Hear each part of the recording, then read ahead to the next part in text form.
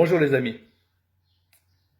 Ceux qui me suivent sur les réseaux sociaux me connaissent plus par mes écrits. Mais si je m'adresse à vous aujourd'hui, c'est pour piquer, à mon tour, un coup de gueule. En effet, on nous prend vraiment pour des quiches. Cette gestion de la pandémie est purement ubuesque et pourrait en être risible s'il n'y avait pas autant de morts. Bon, je vais pas revenir sur la question des masques, des tests, des sujets souvent abordés, mais plus particulièrement sur le confinement et donc la sortie du confinement. Si l'on comprend bien les directives du gouvernement, on marche sur la tête. Comment peut-on admettre sans broncher qu'à partir du 2 juin, on ne pourra pas se déplacer au-delà de 100 km de son domicile, alors que les étrangers de l'espace Schengen pourront circuler librement sur notre territoire? Comment peut-on admettre que les messes soient interdites, alors qu'on laisse se dérouler des rassemblements de fidèles de la religion musulmane lors du Ramadan? Je crois que c'était sur instruction du directeur départemental de la sécurité publique du Calvados, je crois, quelque chose comme ça.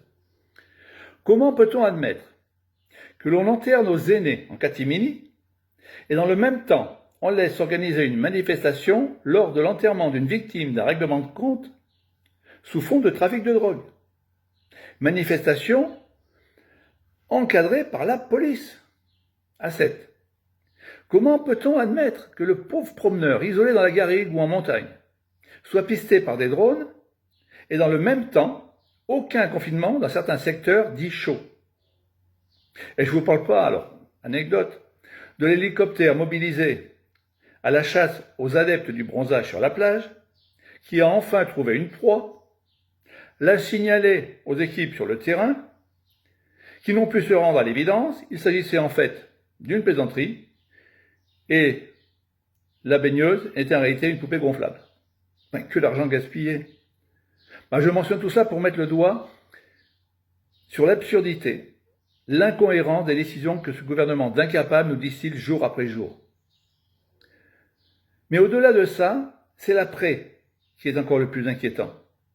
En effet, sous le couvert de la gestion de la pandémie, ce sont nos libertés fondamentales qui vont être grignotées avec le tracking, les drones et la reconnaissance faciale. Enfin, ce gouvernement d'incapables veut, pour rester au pouvoir, nous faire avaler par la suite une, entre guillemets, union nationale, concoctée aux petits oignons avec ceux et celles qui ont déjà tout échoué dans le passé. Eh bien non. Non, désolé, moi ça passe pas. Nous ne pouvons pas ne pas réagir. Comment?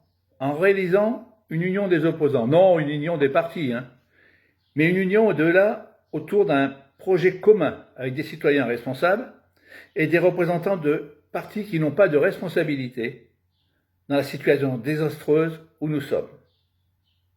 Alors voilà, la balle est dans notre camp. Est-ce qu'on va rester comme des moutons ou est-ce qu'on va se bouger? Bien, moi j'ai décidé de me bouger. Et je vous dis à bientôt. Merci.